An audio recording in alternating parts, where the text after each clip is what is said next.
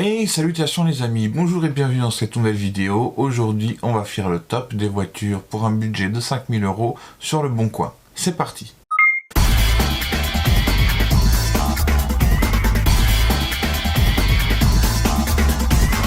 Alors déjà, qu'est-ce qu'on va pouvoir prétendre avoir pour 5000 €? 5000 €, c'est un budget un petit peu bâtard, c'est-à-dire qu'on ne s'est pas assez élevé pour avoir des véhicules diesel avec peu de kilomètres, et c'est un budget un petit peu élevé pour avoir une citadine toute petite.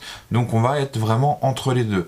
Donc pour ce budget-là, moi, ce que je vous conseille, alors pour ceux qui sont nouveaux sur la chaîne, je précise, moi il y a quelques années j'ai été expert véhicule d'occasion, donc ce qui me permet d'avoir mon humble connaissance que je vous partage sur les véhicules d'occasion, mais attention, je ne suis pas mécanicien, je ne suis pas dans le moteur, donc c'est juste mon point de vue. Parenthèse fermée, on y va. Donc je vous disais, pour ce budget-là, moi je vous déconseille d'aller sur des voitures diesel. Pourquoi? Parce que vous allez avoir des voitures qui sont fortement kilométrées. Qui dit fortement kilométré dit turbo. Et un turbo sur les voitures diesel d'aujourd'hui, de 2000 à aujourd'hui, faut compter entre 600, vraiment la chance, mais plutôt aux alentours des 1400-1800 € pour un changement de turbo. Donc c'est quand même un budget assez important, surtout que ça peut arriver à 200 000 km. Et ben c'est parti, on va faire la petite recherche et je vais vous faire voir qu'est-ce qu'il faut rentrer en mots-clés et comme caractéristiques pour avoir des annonces intéressantes pour le prix qu'on veut. Voilà, donc maintenant on se retrouve sur le site Le Bon Coin où je vais vous faire voir qu'est-ce qu'il faut mettre comme caractéristiques et comme mots-clés pour obtenir de bons résultats. Allez, c'est parti. Donc on met voiture, en mots-clés on met c'était OK. Donc là on se restreint à la région Auvergne-Rhône-Alpes. Le prix, donc on va mettre maximum, pas 5000, mais on va mettre 5500 parce qu'il y a toujours un petit peu de négociation à faire. Ça vous permet d'accéder à un peu plus de véhicules. Et on va mettre un minimum à 3500 €. Ensuite, les kilométrages, on va éviter de dépasser les 150 000 km. Et en minimum, on met 40 000 parce que sinon, on tombe sur des fausses annonces, tout simplement. Puissance fiscale, on laisse, hop, hop, il y a juste boîte de vitesse, on met boîte de vitesse manuelle, parce que ça coûte moins cher, tout simplement. Ensuite, l'année, on va prendre au plus vieux 2005. Pourquoi je dis 2005? Parce qu'on va pouvoir avoir des voitures qui sont critères 2. Donc ça, c'est très intéressant. Et là, je fais valider. Alors, on vérifie bien. 3500, 5500, c'était OK.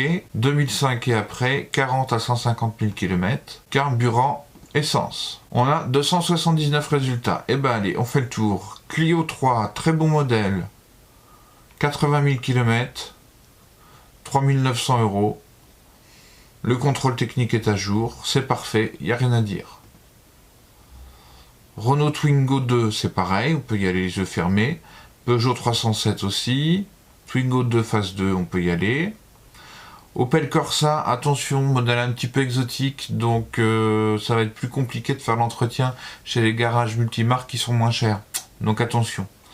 Volkswagen, alors celle-là, elle est là depuis un moment, mais elle a été renouvelée. Je vous déconseille fortement parce que le 1,6 litre est totalement non proportionné par rapport au véhicule. En gros, c'est un veau. Chevrolet Spark, c'est pareil. On évite les modèles exotiques parce que c'est pas connu des garagistes. Opel Meriva, on peut y aller les yeux fermés, ça c'est impeccable. Suzuki Splash, pareil, modèle exotique, on évite. Peugeot 207, très bien. Bon, on voit que la personne n'a même pas pris le temps d'enlever la neige pour prendre la photo. Donc on peut douter du soin qu'il a apporté à son véhicule. Bon, après c'est une réflexion comme une autre. Qu'est-ce qu'on a? On a pas mal de 207, ça c'est pareil, c'est très bien. On a des 207 de 2007 avec 130 000 km. Donc ça, c'est vraiment des bonnes voitures. On a de la 206, c'est tout bon. On a de la Twingo. On a de la Twingo. On a de la C1, c'est pareil, on peut y aller. Fiat Panda, c'est pareil, c'est pas exotique, mais ça, c'est moins vendu que les autres. Donc on va éviter. Pareil, Toyota Yaris, beaucoup moins vendu que les autres. Les garagistes ne la connaissent pas. Suzuki Swift aussi. Fiat Punto, par contre, on peut y aller. Seat Ibiza, on peut y aller à fond de balle. Citroën C3, on peut y aller. Voilà. Bon, je vais m'arrêter à la première page. Vous voyez qu'il y a 8 pages. Donc, je suis sûr que dans ces 8 pages, vous trouverez votre bonheur. Voilà, c'était les petites astuces de Charlie de Connaissance et Liberté. J'espère que ça vous a plu. Si vous avez bien aimé ce petit top, mettez un petit pouce, abonnez-vous et mettez un petit commentaire. Je vous dis à la prochaine, soyez bienveillants les uns envers les autres et prenez soin de vos anciens par ces temps difficiles. Ciao les amis.